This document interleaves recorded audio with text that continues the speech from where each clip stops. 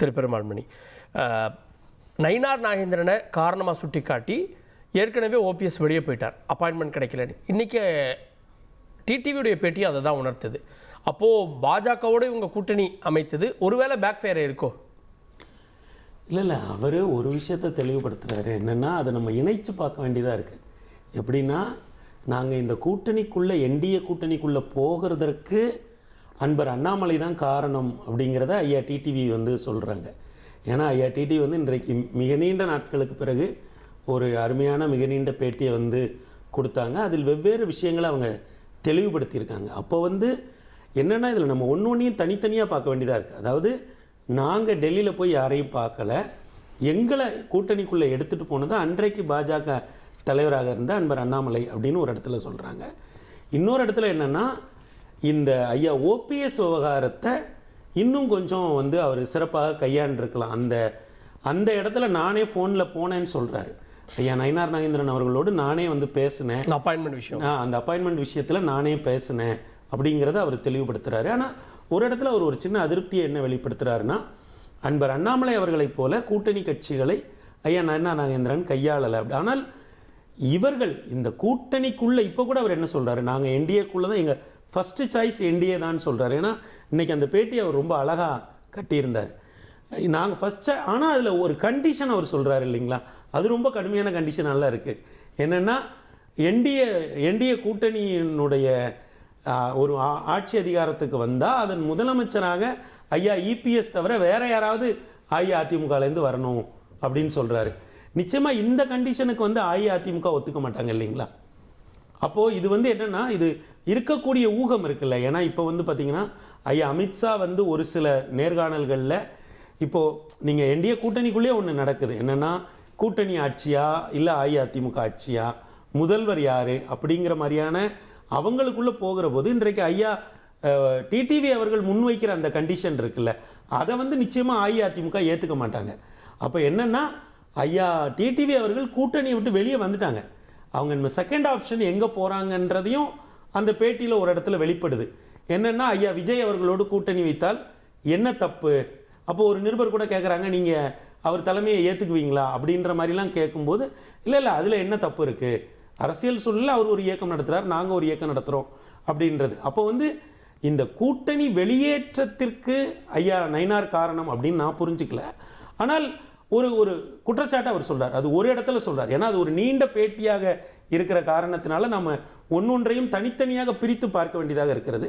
ஆனால் தன்னளவில் ஐயா டிடிவி அவர்கள் என்டிஏ கூட்டணிக்குள் இனி திரும்ப வாய்ப்பில்லை அப்படின்னு தான் தோணுது. ஏன்னா அவர் என்டிஏவை அட்டாக் பண்ணல, நயினாரை ஒரு சாஃப்ட் டோனில் அட்டாக் பண்ணுறாரு. அதே நேரத்தில் இபிஎஸ்ஸை தூக்கி சுமக்கிறதுக்கு நாங்கள் இங்கே இல்லை, அவருடைய தயவுல நாங்கள் எம்எல்ஏ ஆகிறதுக்கான கட்சி இல்லைன்னா சொல்கிறாரு. அப்போது எக்ஸ்ட்ரீமாக போயிடுச்சு அப்படின்னு தான் நம்ம புரியல. இல்லை, அதை ரொம்ப தெளிவுபடுத்திட்டார். அதாவது இன்றைக்கு அமமுக தன்னுடைய பாதையை ரொம்ப தெளிவாக அவர் சொல்லிட்டார். ஏன்னா இதுபோல் அரசியல் தலைவர்கள் பேசுவதுங்கிறது ஒரு அரிதான கணம்தான் தமிழக அரசியலில். இன்றைக்கு ஒரு நீண்ட பேட்டி, இன்னும் சொல்லப்போனால் 2017 அந்த எம்எல்ஏக்கள் அந்த கர்நாடகாவில் ஒரு இடத்துல இருந்தாங்க இல்லைங்களா, அப்போது ஒரு பெரிய பேட்டி கொடுத்தாரு. அதற்கு பிறகு இதுதான் மிக நீண்ட பேட்டி. அவர் உண்மையிலே அவரோட பேட்டி ஒரு டிலைட் டு வாட்ச். ஒரு ப்ரெஸ் அவர் ஹேண்டில் பண்ணுற விதம் இன்றைக்கு எல்லாத்தையும் அவர் தெளிவுபடுத்திட்டார். நான் எப்படி ஐயா இபிஎஸ் அவர்களை முதலமைச்சர்னு சொல்ல முடியும், எங்கேயுமே அவர் கடுமையாகவும் எதுவுமே சொல்லலை, நான் சொல்ல முடியாது. என்டிஏ கூட்டணியிலேருந்து நாங்கள் வெளியில் வந்துட்டோம், ஆனால் எங்களுக்கு இன்னமும் ஆப்ஷன் ஒன்றா அதுதான் இருக்குது. ஆனால் அப்போ நாங்கள் இந்த கண்டிஷனை அவங்க ஏற்றுக்கிட்டால் நாங்கள் உள்ளே போக ரெடியாக இருக்கோம். அந்த கண்டிஷனை என்டிஏவோ ஸோ இவங்க திரும்ப என்டிஏக்குள்ளே போக முடியாதுன்றது தான் இபிஎஸ் அட்டாக் பண்ணுறதும் நயினார் அட்டாக் பண்ணுறது. அவர் இல்லை, இன்னைக்கு நீங்கள் அட்டாக்குன்ற வார்த்தையை கூட நான் ஏற்றுக்க மாட்டேன். அவர் தெளிவுபடுத்திட்டார். நான் இதை அவர் நயினாருடைய வார்த்தையவே ஆணவமானதா தெரியுது. இல்லை, இன்னொரு இடத்துல கூட சொல்றாருல, நாங்கெல்லாம் ஒரே சகோதரர்கள் தானே, ஒரே இயக்கத்தில் பயணிச்சவங்க தானே அப்படின்லாம் சொல்றாரு. அப்புறம் அந்த உரையாடலை கூட அவர் சொல்லும்போது பார்த்தீங்கன்னா, நான் நயினாரோட லைனில் போனேன் அப்படிங்கும்போது அந்த இணக்கம், ஏன்னா பழைய நட்பு பழைய பிரியம் எல்லாமே இருக்கு. இன்னும் சொல்ல போனால் 2001 அஇஅதிமுகவோட அந்த தேர்தலை வடிவமைத்தல ஐயா டிடிவிக்கு ஒரு முக்கியமான பங்கு இருக்கு. அன்றைக்கு அவர் கண்டடைந்தவர்கள் தான் அதற்கு பிறகு 20 ஆண்டு காலம் தமிழக அரசியலில் மிக முக்கியமான இடத்துல இருந்திருக்காங்க. ஒரு பெரிய டீம் அன்றைக்கு அனிதா ராதாகிருஷ்ணன், தலவாய் சுந்தரம், ஐயா ஓபிஎஸ், ஐயா சிவி சண்முகம், அம்மா கோகுலேந்திரா, இவங்க எல்லாருமே 2001 அந்த காலகட்டத்தில் அவங்க சீட்டு கொடுக்கப்பட்டு எம்எல்ஏவாக மந்திரிகளாக ஆக்கப்பட்டவர்கள். இப்போ அந்த 2001 பட்டியலில் தான் ஐயா நயினார் அவர்களும் முதன்முறையாக எம்எல்ஏ ஆனாங்க. மிக முக்கியமான இலாக்காக்கெல்லாம் அவருக்கு கொடுக்கப்பட்டது. அப்போ அவர் என்ன சொல்கிறாருன்னா, நாங்கள்லாம் ஒரே ஒன்றாக தான் பயணித்தோம். இன்றைக்கு கால நெருக்கடி காரணமாக நாங்கள் தனித்தனியாக பயணிக்கிறோம். என்னுடைய அரசியல் நிலைப்பாடு காரணமாக நான் ஐயா இபிஎஸ் அவர்களை என்னால் அவருடைய தலைமையை ஏற்றுக்கொள்ள முடியாது. ஏன்னா நாங்கள் தனிச்சு பயணிச்சிட்டோம். ஆனா என்டிஏக்குள்ள நான் வர தயாரா இருக்கேன். ஆனால் அவர் சொல்லுகிற அந்த கண்டிஷன் ரொம்ப அது அஇஅதிமுக ஏற்றுக்கொள்ளக்கூடிய கண்டிஷனே இல்லை. அப்போ அவர் அடுத்த ஆப்ஷன் என்னன்னு ஓபன் பண்றாரு நமக்கு. அவர் என்ன சொல்றாரு, நான் அந்த வாய்ப்பு இருக்கு, நிச்சயமா அந்த வாய்ப்பு இருக்கு. ஏன்னா அவர் இப்ப மட்டும் சொல்லல, அதாவது ஐயா டிடிவி போன்ற ஒரு தலைவர்கள் இப்படி பேசுறாங்க அப்படின்னாலே அதற்கு பின்னால் சில விஷயங்கள் நடந்திருக்கும். அதனால் இந்த பேட்டி இன்றைக்கு அமமுகவை பொறுத்தளவில் மிக முக்கியமான ஒரு பேட்டி, அதனுடைய பாதையை மிக தெளிவாக காட்டிய ஒரு பேட்டின்னு சொல்லலாம். திரு புகழூர் மணிகண்டன், உங்களோடு இருந்தவங்க, நீங்கள் துரோகி பட்டணம் சுமத்தி வெளியே அனுப்பப்பட்டவர்கள், அது வெளியேறினவங்க, ஆனால் அவங்களுக்குன்னு ஒரு வாக்கு வங்கி இருக்குல்ல. இன்னைக்கு பாருங்க, ஓபிஎஸ்ஓ தினகரனோ ஏன் நாளைக்கு செங்கோட்டையனோ ஒன்று சேர்ந்து தாவேக்காவோட போனால் உங்களுடைய வாக்கு வங்கி தானே அங்கே போகும். அது உங்களுக்கு இழப்பு இல்லையா? சார், அரசியல்ல சில நேரங்களில் சில கசப்பான முடிவுகளை எடுத்தாகணும். நீங்க அம்மா அவர்கள் இருக்கிற போது திரு கே சார், திரு திருநாவுக்கரசு, திரு ராஜகண்ணப்பன் தனித்தனி கட்சி துவங்கி திமுகவோடு சேர்ந்து பயணிச்சாங்க. அங்க அதிமுக எடுத்தாங்க. அப்போ இவர்கள் எல்லாமே பதவிக்காகவே இருப்பவர்கள் தான். ஏதாவது பதவி எடுத்துக்கொள்வது தான். எந்த பதவியும் அனுமதிக்காமல் உண்மையிலே கட்சியே முக்கியம் என்று நினைப்பவர்கள் ஏராளமா இருக்காங்க. எல்லா கட்சியில இருக்காங்க சார், எல்லா கட்சியிலும் இருக்காங்க. வெறும் பதவிக்காக மட்டும் போனாங்கன்னு சொல்ல முடியாது. நான் சொல்ல சார், உழைப்பின் உச்சபட்ச பரிசு தான் பதவி.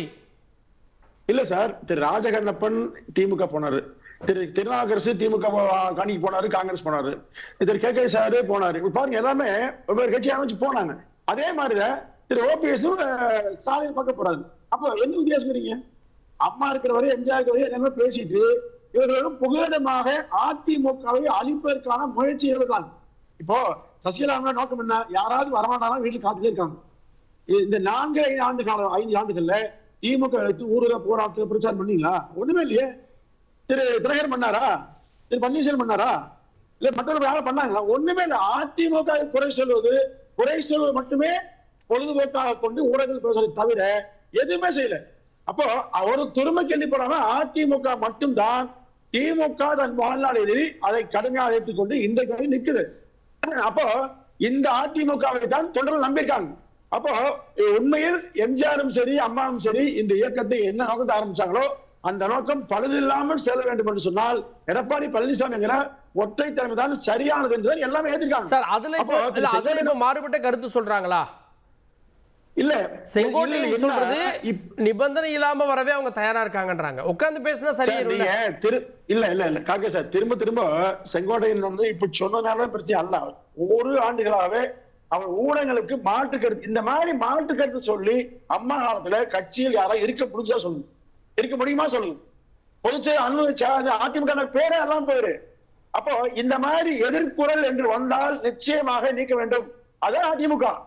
அப்ப அதை இவ்வளவு காலம் பொறுத்திருந்தான்.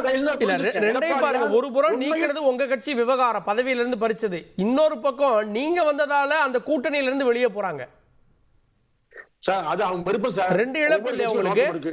இல்ல சரி, அதெல்லாம் நீங்க கணக்கு போட்டு அலசி செய்ய முடியாதுங்க. அதாவது முதல்ல ஒவ்வொருக்கும் நோக்கம், நீங்க சொல்லக்கூடிய நபர்கள் நோக்கம் என்ன இருந்தது? வரீங்க அதிமுக அழிப்பதாகவே இருந்ததுங்க. இப்ப அவர்கள் அதிமுகவை பாதுகாத்து கொண்டு வரணும் போகல, அதிமுக வீழ்த்த வேண்டும், நாம் வர வேண்டும். யாருக்கு வர சொன்னா? எத்தனை கோடி மக்கள் உங்களுக்கு வந்தாங்க?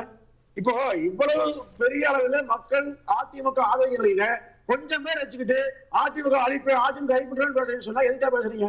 இதெல்லாம் மக்கள் ரசிக்க மாட்டாங்க சார், மக்கள் விரும்ப மாட்டாங்க. இதெல்லாம் திமுகவின் குரல், திமுகவின் குரலுக்கு வலு சேர்க்கிற முயற்சி இருக்காங்க. மக்களும் தொடர்ந்து பார்த்துட்டு இருக்காங்க. அதிமுக என்பது நல்லா புரிஞ்சுங்க, அம்மா என்ன நினைச்சாரோ அதை செயல்படுத்த வேணுங்க. அந்த உறுதியான வலிமையான தலைமை எடப்பாடி மட்டும்தான்.